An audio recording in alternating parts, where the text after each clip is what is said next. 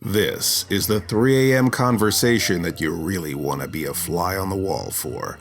This is the Sleepless Knights podcast, hosted by Mr. Lobo of Cinema Insomnia and my producer Paul Sanders of BESTOW TV. Those who listen know it's unlike all those other podcasts. This one is for us night people. We obsess on pop culture, we talk movies, talk shop, get weird, do interviews, answer your questions. We take you to the airport and to the laundromat. Okay, well, sometimes we get lost, but we promise you that we will go where no podcast has gone before. Dare you put down as little as $1 American and support our next show? We're getting it ready for you now. All you can hear for $1 or more an episode. Please join us on Patreon. Patreon.com/Sleepless Knights Podcast, all one word, SLEEPLESS KNIGHTS Only one D in podcast, even though we emphasize the odd in our pODDcast. We want normal people with real jobs to find us. Sleepless Knights Podcast on Patreon. We'd like to take this time to thank all of our Patreon supporters. Our executive producer for tonight's podcast is Anita Rivnick. Thanks, Anita. All systems go. Attention, Sleepless Knights. Thank you for consuming this OSI 74 product broadcast, live from the Black Knight satellite. For optimum performance and safety, your host, Mr. Lobo, asks that you please listen to these instructions carefully. When in a hospital or other healthcare facility, observe the restrictions on the use of electronic devices. Switch off before boarding an aircraft to prevent interference with communication systems. Do not operate this device in the presence of flammable gases or fumes, chemical plants, or where blasting operations are in progress. Always listen hands-free while driving a vehicle.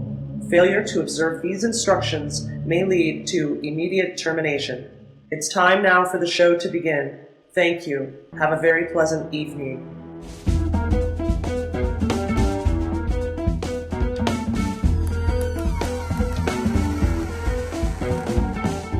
You're not dreaming.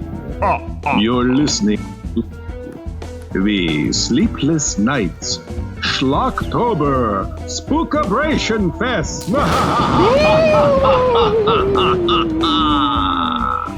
I'm your spooky host, Dr. Phantom Mr. Lobo, and this is my extra spooky, extra pantless producer, Paul Bearer Sanders. Now,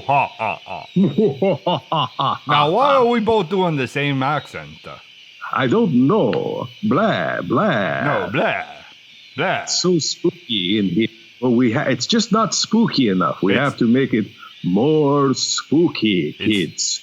So you got to turn down your lights. Turn them all the way down. No, that's too much. Turn the lights back. I can't even see myself talk. It's too dark. All right, that's better. Now turn your radio up. Up. Turn your radio up. No. Now I've got feet. Back. Turn it down. All right. Is it spooky enough for the Spookabration Fest, Paul? Spookabration Fest, Paul. That's what I said. Yeah. I thought we'd bring that back. It's been a while. Yeah, the whisper. Yeah, spookoperationfest.com at Gmail, hotmail.org.4.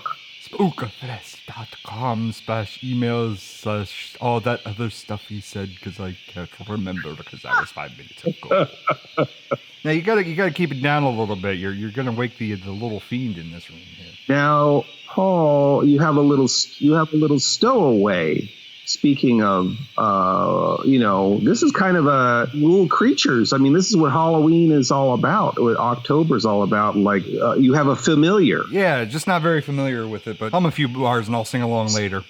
A slightly unfamiliar familiar, but getting more familiar as things go on. And I guess to explain, this is a creature you have saved that you brought aboard the space pod. This is a great time to do this with the horror-themed episode. I went to the horror planet called Melmac. Oh, yeah, Melmac. That's right. That's where Alpha's from. No, Melmac. It's the next one over. Melmac. Yes. Oh, the next one over from Melmac. Over. Oh, okay. And what Melmac, so what happens on Melmac? Mick Jagger's from there. Oh, no. That's horrifying. Big lips, and it's really, really close to the herpy planet. Fraggly, overrated. Yeah. Mm-hmm. I saved a cat. I have a little kitten. I have a pantsless producer. Pantsless producer, or maybe like a pantsless pro mouser. Well, it's just a kitten. I don't think it's gotten to the pro level just yet. It has to work there, so. All right. Okay. Fine. I may or may not have spoiled it already and gotten an entire box of toys and stuff. Wait, I should show off the toys because there's showing us toys on an audio program. Because look at this thing. This thing's like an egg, and this thing is like this is the fuzzy mouse. No, this is my mouse, cat. Stay away, my mouse. And a whole bunch of balls. Like nobody can say I don't have the balls anymore because there's a bunch of them in this thing. They'll probably keep saying it, but at least you'll have this thing here. It does this thing, and then there's this. Look at this laser pointer. Like, oh wait, there's a dot. There's a dot moving across my floor. What do I do, Mr. Lobo? Go after it. You have to stop it, I guess. Oh, it went away. So I don't know. Okay. All right. Well, I guess I don't know if that's to entertain you or the cat, but I suppose. Maybe the cat will make you chase it later, I suppose. Maybe.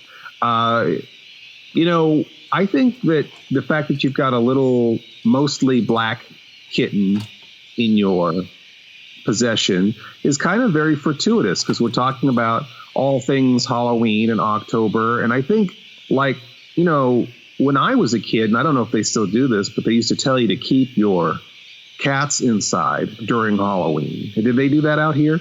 You couldn't, if you had a black cat, you especially had to keep it inside. You couldn't let it get out. Yeah. Because they would just do naughty things to it. What? Yeah. Is that common where people are like sacrificing black cats on Halloween to where they had to make special note of that and try and stop it from happening? I don't know. I kind of have a feeling it's kind of like the Tide Pod thing where it's just kind of overblown. Kind of a couple of bad apples spoil it for everybody. A couple bad apples have razors in them, that kind of deal. Yeah, that sort of thing. Yeah, because I was always thinking that is it because kids are scared of black cats and they might throw rocks or something at them, or are we supposed to think that Satanists or devil worshippers are sacrificing black cats on Halloween? Is that what mainstream America is being sold that bill of goods that we have to be that worried about cat sacrifices? I'm sorry. Did you say something? I was looking at I was playing with this bacon and eggs toy. Why would they make bacon and eggs? It's a cat. Why would a cat want bacon and eggs? That's a natural enemy of the cat. Yes. Bacon and eggs. Anyway, you were speaking. I'm sorry, I missed it. Can we repeat all that? Yeah, I was speaking. I was just saying that is that what we were supposed to be sold as children, that there was that many like devil worshippers sacrificing cats on Halloween, that we needed to take special care to keep our cats indoors? Is the thing that the black cat's supposed to be bad luck and it's bringing you bad luck, so we have to rid it of the earth? Kind of deal. Maybe it could be an excuse of people just kind of not being nice. I think it's okay. I think it's good that you should probably bring all your animals indoors on Halloween if you got a bunch of kids hopped up on milk duds roaming the neighborhood, throwing rocks, acting up. Devil's Night, right? Setting cars on fire. Molotov cocktails, or burning bodies hanging from poles, right? Right. I remember Halloween. Where the hell did you grow up? I mean, isn't that the Misfits song? I don't know. But yeah, I mean, I don't know. Like, I always hear like people, and it's always like the Midwest where they talk about like Devil's Night, like the night, which I think is the night before Halloween. Yes. Or it might be that Halloween is Devil's Night technically for All Saints Day, because All Saints Day is the actual holiday. All Hallows Eve is the day before All Saints Day, right? So do you have two Devil's Nights? Do you have deviled eggs on Devil's Night? I don't know. And is there bacon with those eggs? And do cats like that? I guess. I mean, they made a toy of it, so. They a toy of bacon and eggs for a cat. The egg is separate from the bacon. There's a bacon toy and there's an egg toy. So it's like a 2-for-1. Oh, okay. But it's not a 2-for-1 because it's bacon and eggs. But then the egg makes noise, but the bacon doesn't. Oh, okay. What kind of noise does a bacon make? Squeals? I mean, well, the egg has crackly stuff in it, so it crackles. So you think that the bacon would crackle because it would sizzle when it's on the thing? An egg? Does the egg kind of crackle? Yeah, I mean, I guess an egg crackles and a sizzle. It does sizzle a little bit. I would think the bacon would be more crackly, but if you want to go with the whole pig analogy, it could squeal. The bacon might make a squealing noise. Oh, I'm glad you said the bacon. I was trying to figure out how the hell an egg squeals. Apparently, you have a very weird Halloween, and you don't know your animals very well. Or I've been away from Earth that long. I feel like every alien in every 80s movie made the same noise, where it was just kind of like that inhale scream, kind of like almost pig squeal kind of noises. Can you do that one more?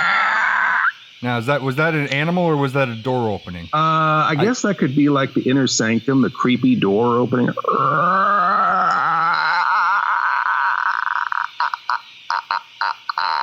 Now, that was definitely a T-Rex. Yeah, for a while there, every animal made pig noises in horror movies. I guess that was like they got some good pig squeals. Ben Burt or some famous Hollywood sound recordist got some really good pig squeals, and they just decided that every creature, every alien had to make that noise. Now, going back to cats on Halloween, not sacrificing, I guess children might abuse cats. That's one possibility where you've got, if someone's dressed as a child is dressed as a witch, they might try to grab or a cat or steal someone's cat. I suppose if someone wants to go full hammer horror and have like a good old fashioned cult, animal sacrifice, I suppose they could probably take your cat and do some kind of blood sacrifice. I guess just mean kids. Oh, oh man, this house gave us, Necco wafers. I'm going to just throw rocks at their cat, right? I mean, is that these guys didn't give us chocolate? I'm going to, whatever. Throw this cat at their rocks. Set this cat on fire. Any reminder to be kind to animals is not bad. I'm not trying to say we shouldn't warn people, but it is interesting how I have that association about trying to save cats with October and Halloween. Did you, and this is a mostly black cat, and you saved this cat. And this cat's name is what? Bryce Lee, which is really shortened because it had a really, really, really long name, and I just decided to go with Bryce Lee because it was originally like Bryce Philly Fanatic, Chase Utley, Jeremy Rollins, Harry Callis, the 2001 Flyers team, Sugarfoot, Lee Sanders. And I just decided to Johann, Gamble Putty, Devon Ausburn, Frey Diggadangle Dungle, Brother Grandonatus of Pingle of Ulm. Yeah.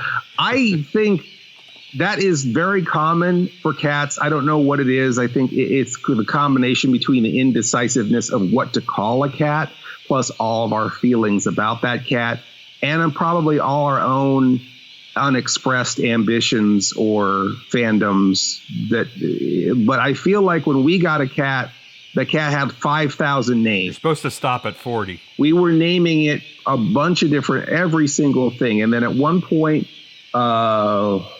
Dixie wanted to call it Pipka.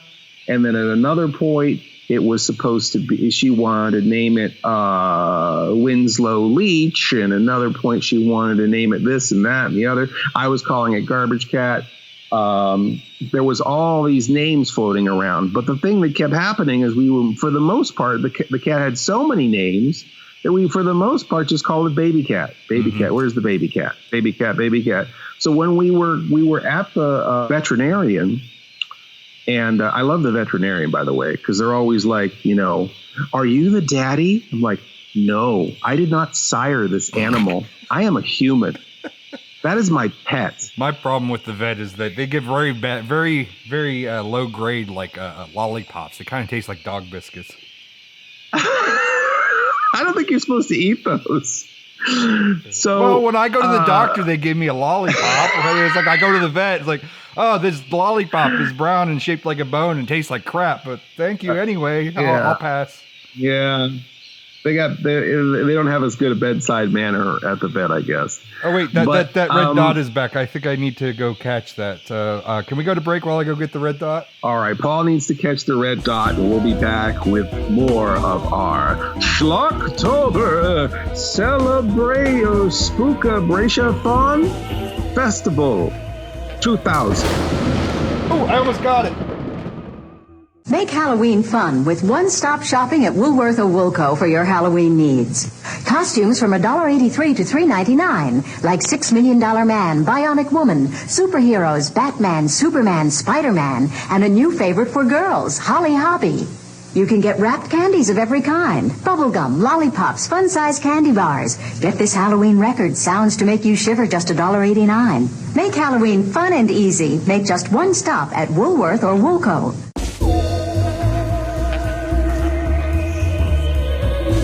1. 2. 3. 4. 5. 6. 7.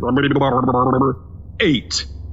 The body count continues. You remember those commercials, Paul? Wait, let's do 8 one more time, and then I can do this egg as 8.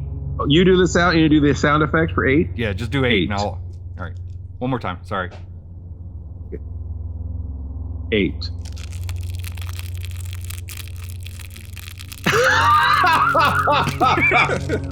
The body count continues. Just when you thought it was safe to make eggs and bacon, The bacon doesn't make the sound. bitch is back.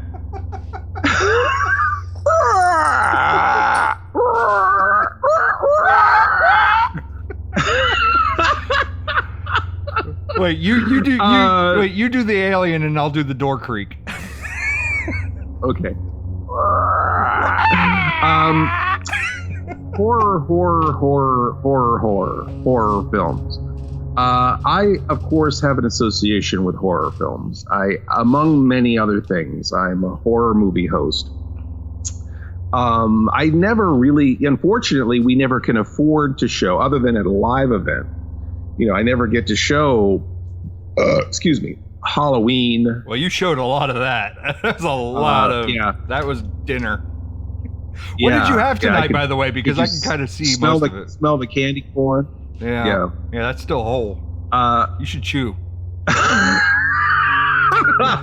Halloween, 1978 Halloween, Michael Myers, Friday the 13th, all of the sequels of Friday the 13th, the Nightmare on Elm Street films. It is interesting because I think every generation finds those films. It's interesting now to think that they've come down to the street level the same way that Frankenstein, we're doing like the corny Frankenstein, and actually we'll be doing exclusively corny Dracula impressions. But they always do the corny Boris Karloff voice too in all the commercials. He did the monster mash. I forgot I could do that voice. Yeah. Can we go back to segment 1? Please, sir, could I have more?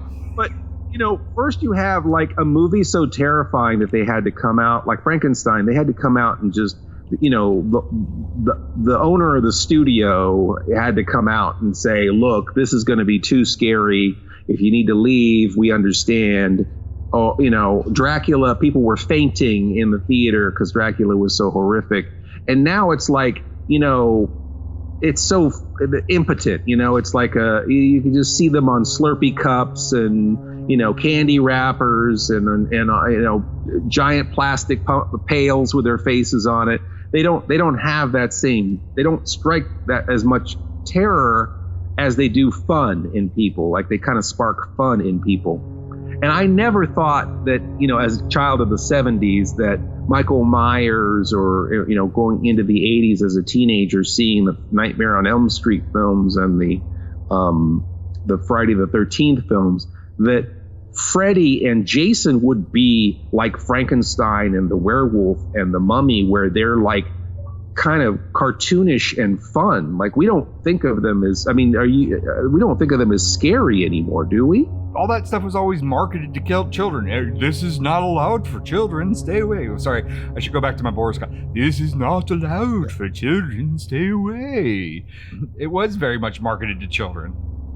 I always thought it was weird that, you could buy the gloves, child-sized Freddy Krueger glove or the hockey mask or anything else. But I guess being that kid growing up, that there was, even though you couldn't watch that, or at least for me, you weren't allowed to watch it. There was intrigue in that character, I guess, by everybody else's reaction to it. Yeah, it's the forbidden fruit, right? Every kid wants to be into the thing that their older brothers and sisters are into. If they have older siblings. Do you have an older sibling? No, I'm an only child. Oh, you didn't? No. You're the only child. Okay. Only child with 2 brothers. Okay. All right. But you were probably interested in what the older kids were interested in, right? Was it intriguing because it was R-rated? I guess because of your classmates, and you always had that 1 or 2 kid in your class that was allowed. Their moms and dads didn't care. They were off. Yeah, usually their parents were alcoholics and just were asleep all the time, and the kids just could rent whatever movies they wanted, and lucky sons of bitches. Mm-hmm. So they would have, they would be the ones that were into it. So they'd be talking about that during the, at the playground. I remember the day that Creepshow came out, like the weekend that came out.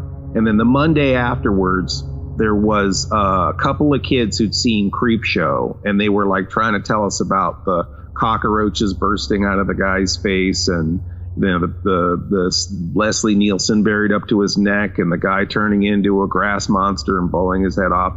And that was like the most raw, crazy thing I'd ever heard. I'm like, how is this movie even possible? How did they even make this movie? I just remember just being so intrigued by Creepshow and thinking that must be the most raw, end all, be all, roughest movie of all time, and it's funny because that's actually a really fun movie. Right. But as kids, it was rough stuff. There was no joking around. It was seriously scary. But my mom had worked night shift, so, so I'd usually go home to like my grandmother or whatever. So it's not really I could go hang out with friends as long as I let them know or whatever. They weren't too super strict about that. And I remember hanging out with the one friend who had that parent. Raiders of the Lost Ark was one of the first movies I watched there.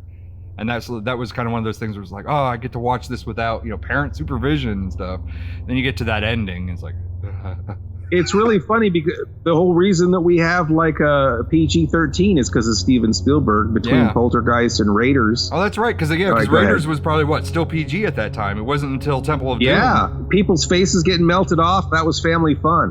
The second film I remember, and I didn't see all of it. I only saw part of it because it was like I came over and they were watching the end of it. I think it's Texas Chainsaw Massacre 3. Because more specifically, I remember the scene where they're hanging out of the car and they're vomiting, and then they pull the guy back in and he has no face. Was that 3? Or was that 2? I think that might be 2. That might be 2. Matthew McConaughey. Oh no, that's not. No, that's later. That's not 2. He's not in that one. 2 has Dennis Hopper. I don't think Matthew McConaughey. I think wasn't he? I don't think Matthew McConaughey. Matthew McConaughey was probably a child. Now before the computers yell at out. us, is it McConaughey or McConaughey? I don't want to. It's McConaughey. McConaughey was the computer virus that almost killed you. Okay, I think I'm gonna write that down on the back of my hand, but. I might come in handy. Yeah, left-handy. I kind of, like I said, I just remember the scene where the kid's like vomiting outside of the car, and they pull him in, and he's missing his face or whatever, and then I guess Laserface is trying to shoot his lasers through the top of the car or something. I mean, this is a however many year old memory. But the one that I do remember seeing end to end, and actually being more of a fan of, more so than Friday the 13th or Laserface or any of those other ones, was Nightmare on Elm Street. And in comparison, I always felt that Freddy was the more scarier of all those slasher. The more scarier? Is that proper English? More scarier? More scariest? Is that better? Yeah, it's much better. Yeah, go ahead, continue. But I always felt that he was the most horrible of them all. There was something really creepy about him. I mean, he is a child murderer in an ice cream truck, which is already terrifying. And that's before he even gets started. Like, that's like his backstory. Right. But that wasn't even his backstory back then. That didn't even come out until years later. Well, no, they mention it in the first movie. That he's a child murderer. Yeah, I guess. Because all the parents team all the parents got. That's his whole motivation is his revenge. Right. So actually, technically, he's the hero. There. He's just taking revenge on a bunch of vigilantes. Yeah, modern day, he'd just be a vigilante. He'd be the Punisher. Although it was interesting because I don't know, like, if prints that were coming to television were extra terrible, like 16 millimeter dupes. But I remember not seeing Friday. I never saw Nightmare on Elm Street in the theater. I saw it on television for the first time. And the hype of that movie, like, that was supposed to be the scariest movie of all time. Right. You know, this was the top. This was the pinnacle. This movie is going to break your brain. It's so scary. And I remember seeing it on television, and it was like a really murky 16 millimeter print. It looked like it was like filmed on somebody's 8 millimeter home movie kit, you know? It didn't have the impact that I had built it up so much in my mind that I was like, whoa, this is not what I was expecting at all. And I was very, like, kind of underwhelmed by the first one. Then quickly caught up. I don't know if it was the second or the third one. I don't know if we got to Dream Warriors, but I remember really, really liking the Freddy Krueger character and drawing pictures of him on my binder in school in the 80s. I always drew him funny though. Like I always put like the Swiss Army knife attachments on his glove and stuff, or he'd be roasting a hot dog on the end of his knives or something. That was always even those days I just made everything funny. I guess I just can't help it. Did you come up with Scary Terry before Dan Harmon did? Do you have to sue somebody? Scary Terry? What was that? Terry. It's the Freddy Krueger knockoff from Rick and Morty. Oh, okay. Yeah, I don't watch Rick and Morty, so I never saw that. But maybe I did. Maybe we have similar humor. Felt in the comparison to like say, well, it was always Jason versus Freddy. Michael Myers never really weighed into it. Neither did Laserface or any of those other ones. But you always say Laserface. You mean Leatherface? Is that what we're talking about? Oh, Leatherface. This might be a typo on my script here. Or my bad. Yeah. So it's always Jason versus Freddy. It's always right. That's the supreme matchup that everyone was waiting to see. That was the playground argument: was who was better, Freddy or Jason? And I always thought it was I never really got too terribly much into Jason. I tried. I think the first full movie I watched with Jason was with you and Dixie, and it wasn't the good one. Oh wow. No, probably not. So it was Jason Goes to Hell is the one we watched. Oh, yeah. Yeah, that's right. And it's funny because at the end of that movie, they tease the whole Freddy. Yes. They teased the whole meetup, which ended up not happening until another 10 years later or something. Like they tease it at the end of Jason Goes to Hell. I mean, it like doesn't happen for years and years. It's kind of like when they did the nod to the Predator in they did the nod to Alien in the second Predator movie. Correct. And yes. so you're thinking, oh, the very next thing we're going to see is Alien versus Predator, and then that didn't happen for a decade or more and later. some may say that it still didn't happen. That it still didn't happen, yes. And on that note, we are going to put on our hockey mask and glove and do our own Freddy versus Jason reenactment during the break, and we'll be back and tell you who won. Something incredible happened in the 1981 band camp at Indiana University of Pennsylvania. An extraordinary arrangement of a simple hymn, Amazing Grace, burst into the proud 60-year heritage of the IUP marching band. What followed that moment for 40 years and counting is an emotional attachment to that song that inspired a spark within performers and listeners alike. A film depicting that first profound moment of Amazing Grace and the many that followed will chronicle the history of the song's enduring impact and shine the light on the remarkable power of music. Help us tell that story. Donate at gofundme.com. Amazing Grace, the making of a tradition. Any amount given will be greatly appreciated, and all donations of $30 and over will receive a free copy of the film upon its completion. Become a backer today.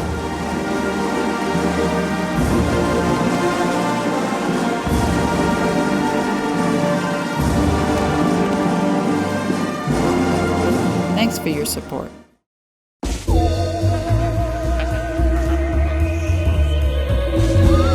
Welcome back to our Schlocktober Spookabration Fest, bitch. That's my best laser face I can do. It's coming out of my face. Oh, is that laser face? Leatherface is from the early 70s.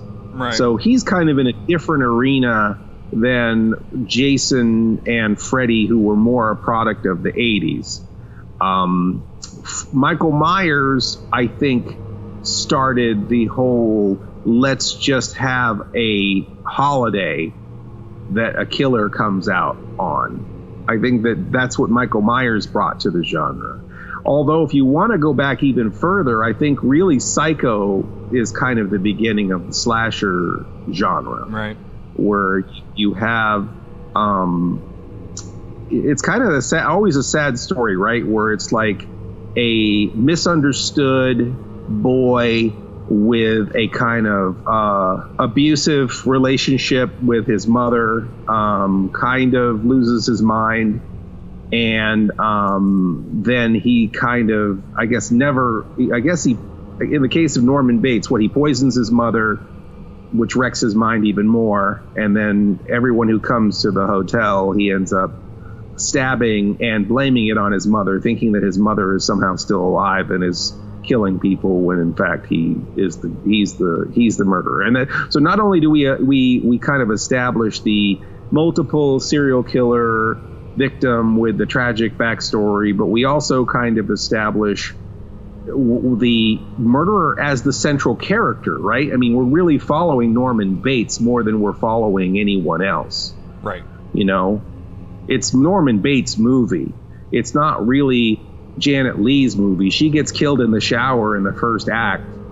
You know what I mean? Right. So they mislead you. They make you think it's a bank heist up until the first act is over, and then she's not a part of the rest of the movie. Yeah, it's like the proto Dusk Till Dawn. But what's interesting about that is that, one, we have a sympathy for the murderer. Two, we have, I guess, multiple kind of, I want to say showy murders, but every murder in that movie kind of has a flashiness to it. You know what I mean? There's kind of a a tableau that they all have, like falling down the stairs and how dynamic that was, or in the shower, or all those sorts of things. And and of course Psycho had sequels later, but I don't know if Psycho would have had sequels if it wasn't, if all those other movies didn't have sequels, because I mean in those days they just didn't really make sequels to movies like that. Right. So once they had more IPs, but it's also kind of weird is that you kind of Michael Myers, Laserface, Jason, and even Freddy all kind of have an icon associated with them, whereas Norman Bates isn't really, you can't really sell that in a Halloween store. You can't sell that to a trick-or-treater. You can't really sell that costume. You can sell that house, though. Yeah. You can sell that damn house. And that was the iconography. And they did. I feel like that's the icon. If there was other iconography, and I guess there's a little bit of iconography, I feel like a lot of it is kind of lingered in other ways. Like how many chicks have been murdered in showers in movies? Can we even count? So I feel like there's some iconography that lingered, but maybe there wasn't as much of a commercial identity. We don't have a lot of people putting on granny wigs and walking around with butcher knives on Halloween, but I'm going to start. That's what I'm going to dress up as. Or even without that, you just do you do the duality of them, and it's just a straight dressed normal person. I mean, you might as well be selling like what Jeffrey Dahmer as a Halloween costume at that point. And you know what? People are dressing up as normal serial killers now too. I mean, especially ladies. Ladies love murder. I don't know what it is. It's like my wife is always watching murder shows, and it's not fun stuff. It's like really exhaustive, like forensic kind of stuff. And it's like, oh God, please. Can we stop with Lindsay Borden already?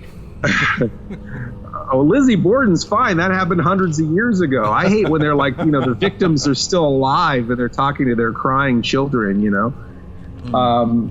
I just don't have the stomach for that. It's like, people always go, oh yeah, I do this serial killer thing, or I have a serial killer board game, or, they want me to look at this thing that's all serial killers, thinking that, because I like horror stuff, that I'm interested in the real thing. Right. I'm not really. I'm interested in fantasy. To me, I look at, we've got kind of a backwards ethic in America where we only think when someone says the word fantasy, we're only thinking about elves and, Dungeons and Dragons type stuff.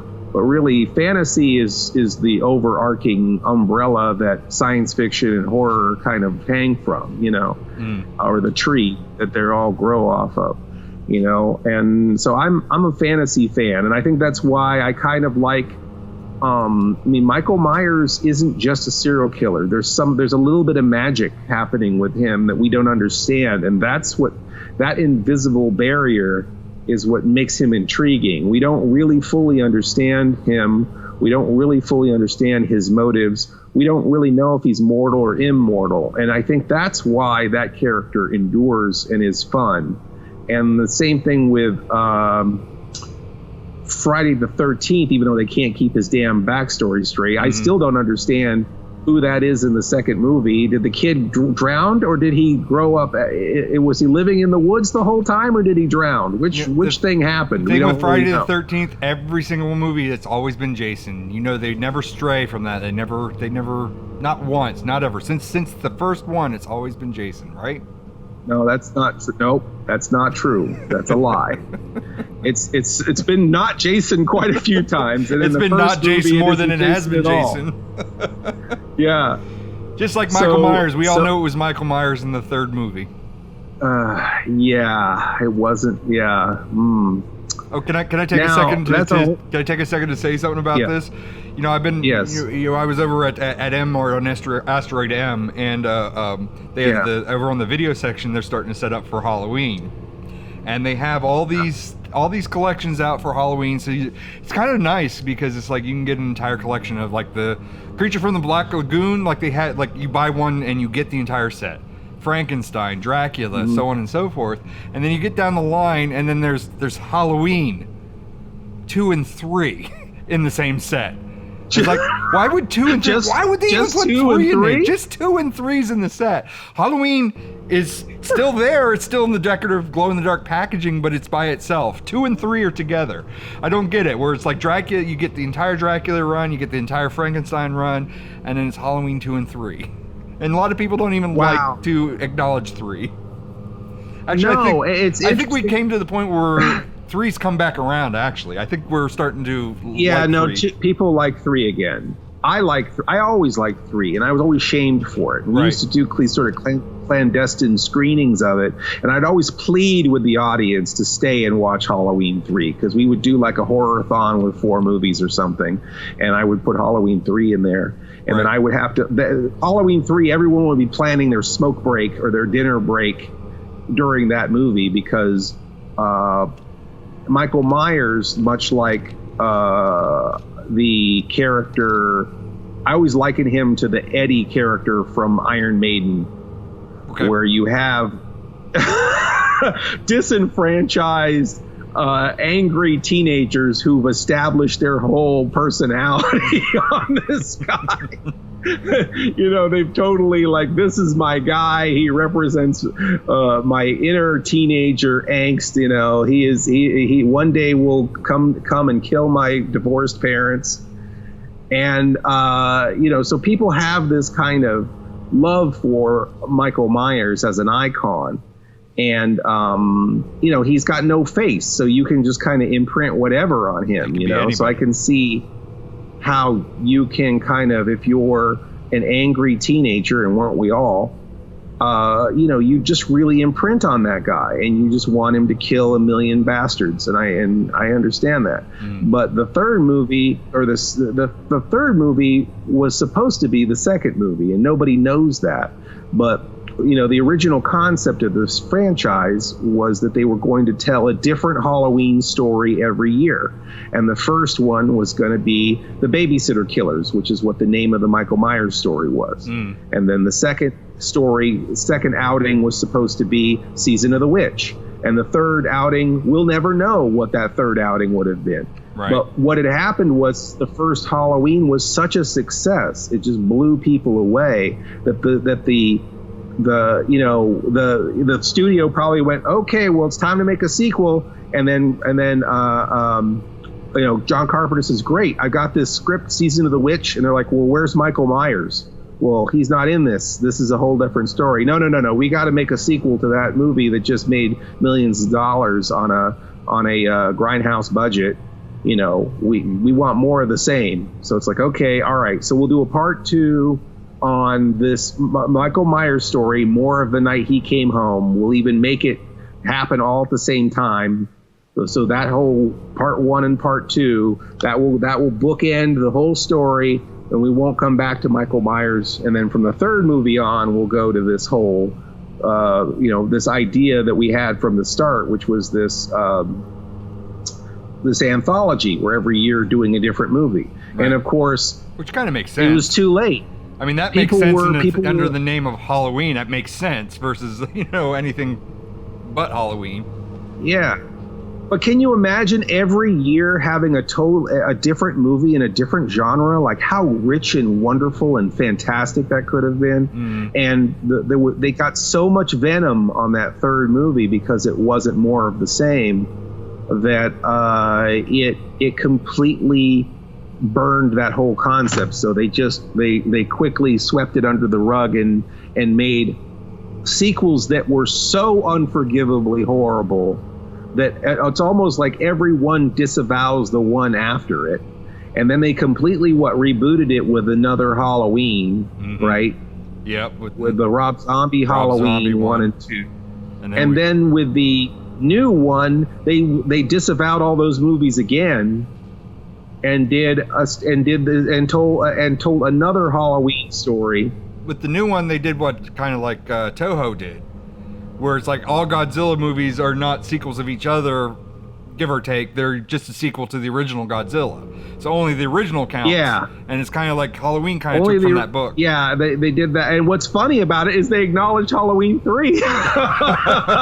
Because when he's out roaming around, we see someone wearing a silver shamrock mask. So that tells me that 1 and 3 are canon and the rest are swept under the rug. Maybe John Carpenter is the only one that loves 3. I think John Carpenter always loved 3, and I do too. Now we've got 3 movies called Halloween and 2 movies called Halloween 2.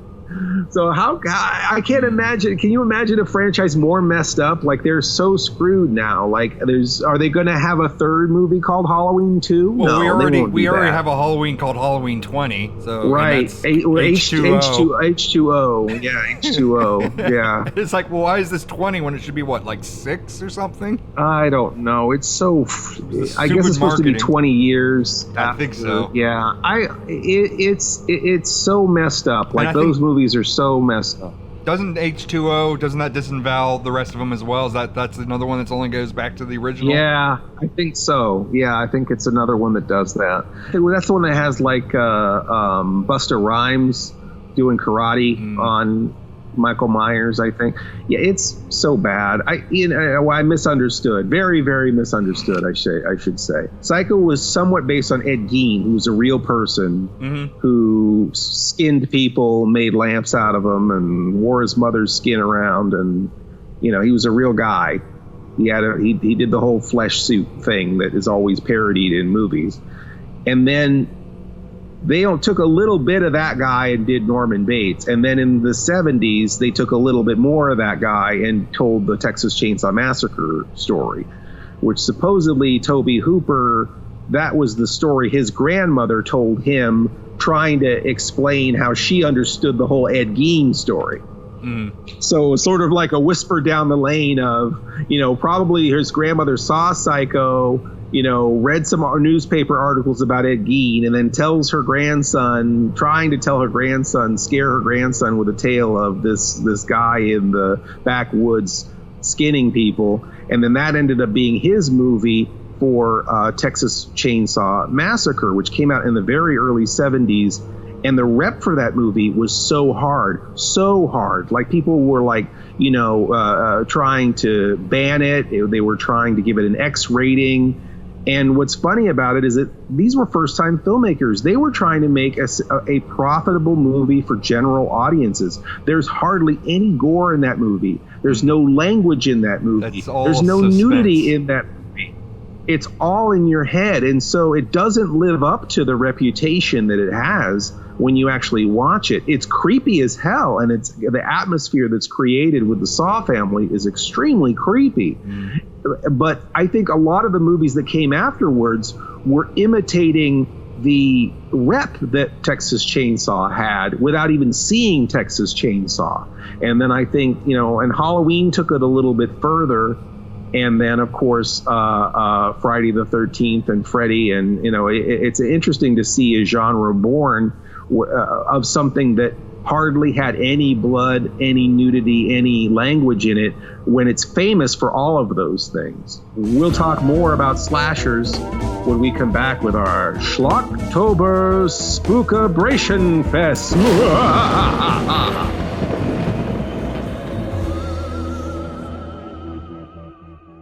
Elvira here, back with a helping hand for Halloween. Coors Light, it's the official beer of Halloween. And just what an adult party needs to be a howling success. Oh. What? You don't believe me?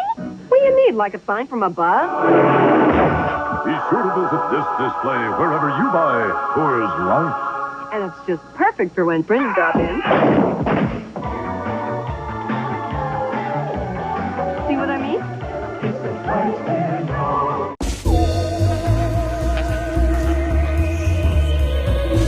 Welcome back to the Schlocktober Spookorama Festival Thon. Which was it again, Paul? Bryce, it's time for food. It's food time. Paul. What? Huh? Are you playing with your little kitten when you should be Oh, I'm sorry. playing with a microphone? I didn't realize we were back yet. It's a spook. I got confused again. It's the Schlocktober Spooktacular Fest. that right? Or no, Spookabration Fest. That's what it is. Let's try that again. Schlocktober. Spookabration Fest. Yeah. Why do we make it so hard? Good time, Bryce. Bryce is a kitten, and Bryce is like what? Like an inch long? I feel like he's tiny. Inch high, private eye. Do you know how big he is? Can you give us some details, some cat details? I'm sure they want to know. No, I mean it's typical cat. You know, it's furry. It's got cat eyes. It's got ears, 2 tails, 4 legs, 6 back legs, just like every other 2 cat. tails. It's like every other cat. A little bit on the green side. And it's about like 8 weeks old. Okay, like a little guy. Little kitten. Little guy. You know, this is the climax, right? Freddy versus Jason versus Chucky versus Ash versus Laserface versus Baby Geniuses versus Bride of Laserface. The son of the Bride of Laserface. Son of the Bride of Laserface. The reason I like humor and the reason I like horror is a lot of the same reason. The inventiveness of it and the surprises of it. But I feel like horror fans don't want surprises. They kind of want to see the same thing over and over and over again. And how do you surprise someone who's expecting to be surprised? Isn't it just but then they don't want to really be surprised at the same time. And then it's the typical, we just got to raise the body count too. Each sequel, you have to kill more than the last one before it, right? Yeah, you're just raising the stakes, so to speak, and maybe like trying to make the kills more outrageous than before. How many power tools can we use in this one kill? I guess we didn't really get to some of the later franchises, like we didn't get to Child's Play. Did you see that in the theater, the original one? No, that was a rental. First one, the second one as well. I think Bride might be the first one that I saw in the theater. In the theater. Yeah. I saw my ex-wife and I think that was our first date or something. We saw it in 89 or something like that. We saw Child's Play. And I never thought that there would be, like if I were to go, I can see that this has got 1 million sequels under its belt. I thought maybe we'd get a Child's Play 2, maybe a Child's Play 3. I did not foresee there being a whole separate Chucky franchise on top of that, and then it's splitting off again into a new Chucky franchise and a whole new Child's Play franchise. I mean, that's a lot. For such a thin story, that's a lot of stuff happening. Not only do you get a sequel, you get what, Mark Hamill coming back. I mean, I love that sequel. Did you see the sequel? Or not the sequel, I guess the reboot. Did you see the reboot? The reboot. No, I did not. Aaron said it was good. Aaron said it, and I trust. I feel that reboot, if they, because I know a lot of fans were upset because we lose, was it Brad Dourif and everybody else, and we lose all those years of storytelling and stuff. But I kind of feel like both could actually exist in the same universe. I mean, we could get sequels to both. Not that Hollywood would make sequels of both, but I feel like they could make sequels of both.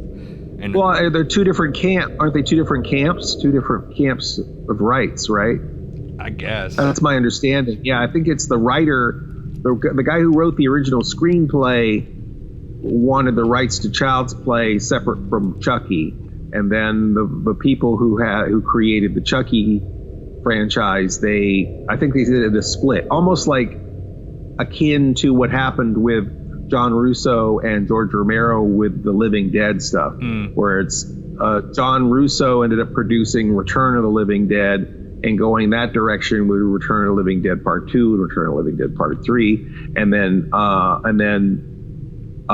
George Romero, of course, did the Day of the Dead, Dawn of the Dead, whatever, Underwear of the Dead, all of the ones, all of the dead. Right. Three dead and a baby. All of that.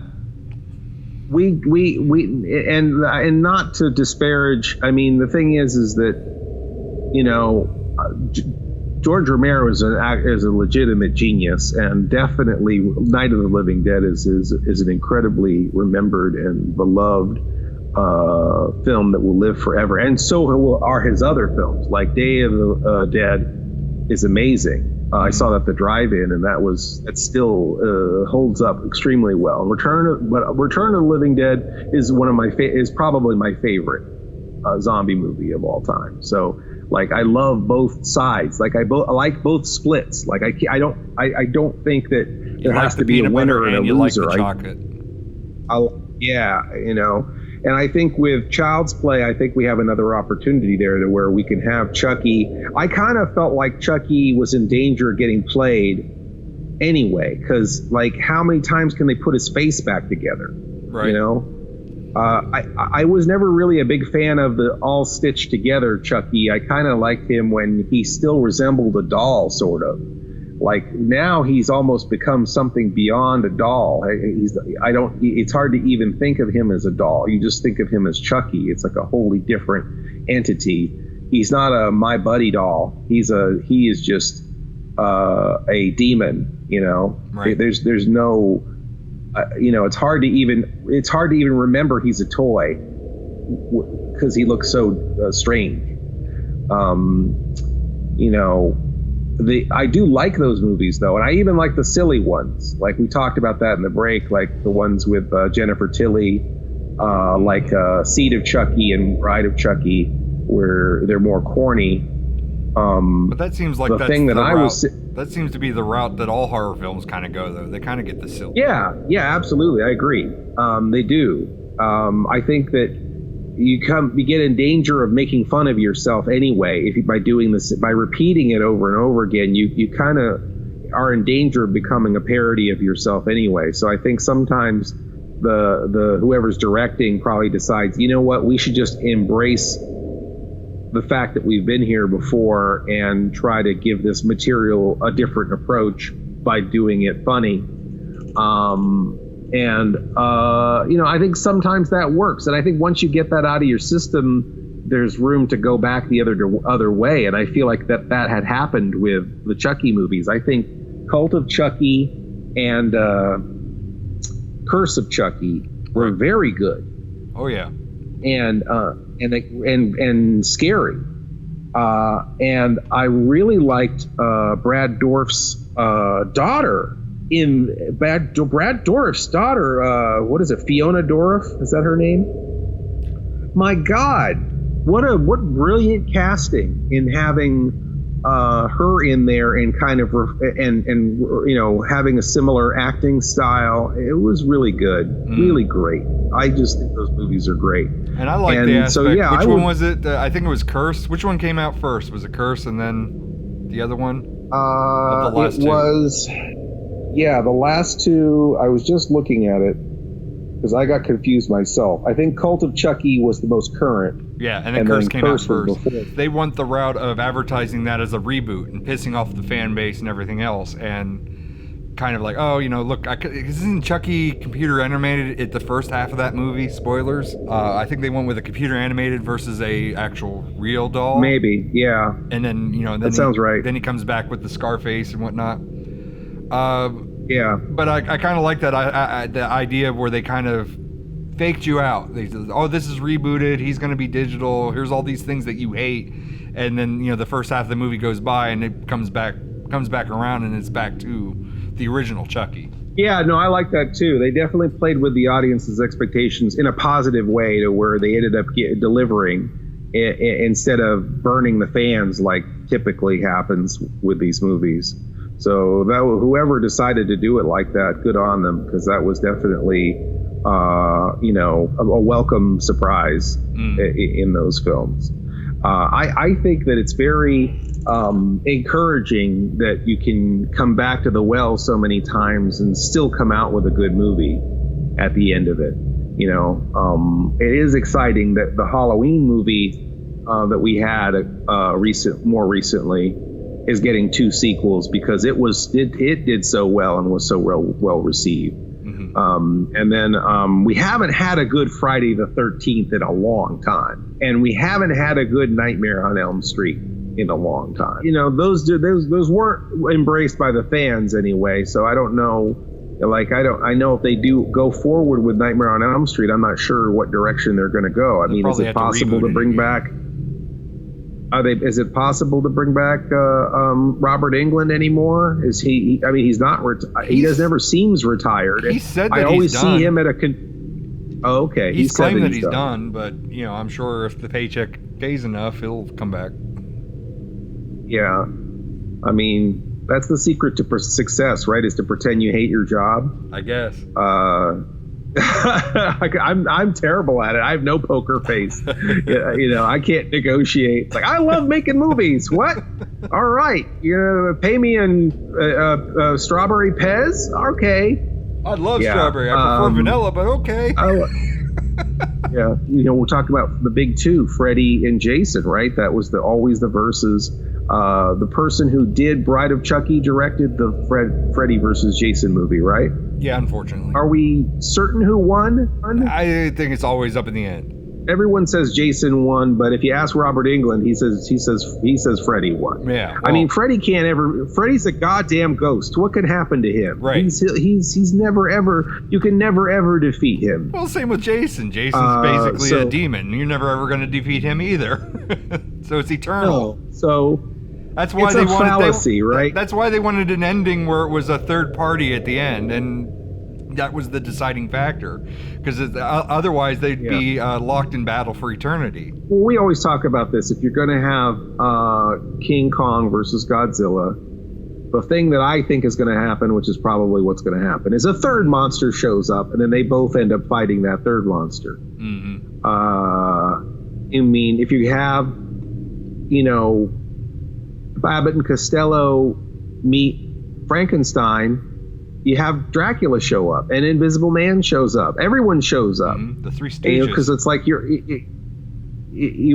always have to have. I think I watched the there's wrong no movie. Surprise, right? No, you did. And there's no. If you say if you're calling the movie Freddy versus Jason, you're already telling people the plot of most of the movie in the title. So the only surprise is to deliver something that isn't in the title. Right. So that makes sense, but... And it's weird where it was like Freddy versus Jason, they're two iconic characters, versus like Aliens versus Predator, where there's a bunch of them. Yeah. So yeah, you can have a definitive winner of that kind of that particular matchup. It doesn't necessarily mean it's the ending of all endings, because you're always just going to spawn more aliens and you're going to always have more predators. Yeah. But something like Jason versus Freddy, they're definitive characters. There's no real coming back. There's not other versions of them. Only the kid that drowned was a totally different kid, so he shows up. You've got two Jasons. Again, most of those characters don't make any sense. They're a product of our nightmares, So yeah, there's no. It doesn't. They're trying to give the fans. They're not really trying to give the fans what they want. They're just trying to cash in on an age-old schoolyard argument, right? Or capitalize on two IPs as well on top of it. Yeah. If one person doesn't specifically win, or another person doesn't specifically win, they can't give you a stalemate, because then people will be just pissed anyway. But I guess technically they did give us a stalemate. Now, I know we're supposed to be wrapping up, but there's so many things that we didn't cover, Paul. We just barely scratched the surface of slashers. What I started saying in the beginning is we have these characters that were so horrific in the 70s and 80s. And now they're like charming, right? They're like it's like the Easter Bunny. Mm-hmm. Like Freddy's the Easter Bunny. Well, you get stuffies for on your bed now of those characters. Yeah.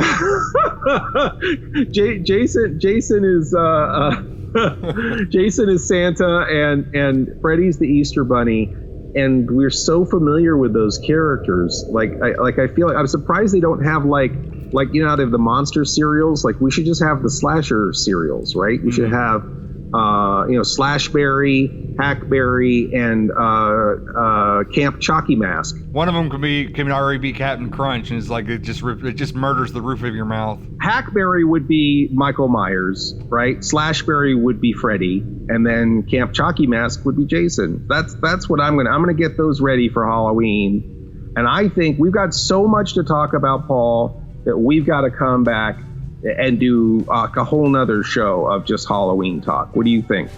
A whole nother show of just Halloween talk. What do you think? I'm glad you're whispering to me and not that cat. I was whispering to that cat. You have been listening to the Sleepless Nights podcast, or should we say, pODDcast. Oddcast. Emphasis on the odd. Our theme is by Mars Homeworld at Dead House Music. Our opening announcement is by Ophelia Necro. She does a radio show called Suicide Watch. And you could reach Mr. Lobo at cinemaInsomnia.com or find me on YouTube, YouTube/Mr. Lobo, MISTERLOBO. Mr. Lobo on Facebook, Facebook/MR.LOBO, or on Twitter, at Mr. Lobo, MISTERLOBO. Or you can find myself, Paul Sanders, or better known as BESTOW TV, at BESTOW.TV, on YouTube /BESTOW TV, on Twitter at BESTOWPROD, PROD, and on Facebook, BESTOW TV. If you want to place an advertisement with this podcast, and gosh, why wouldn't you? We could be talking about you right now. Contact us, Mr. Lobo at cinemaInsomnia.com. That's MRLOBO @CINEMAINSOMNIA.com. Or support us on Patreon. Patreon supporters get to hear this podcast before anyone else and a lot of other great stuff, right, Paul? Sure. Doesn't get it better than that, right? So come join the fun at patreon.com/sleeplessnightspodcast. That's patreon.com/sleeplessnightspodcast. Please stay up with us next week for another Sleepless Nights podcast. Or should we say, pODDcast. Oddcast. The best thing about being an insomniac is never having to say goodnight. Good night.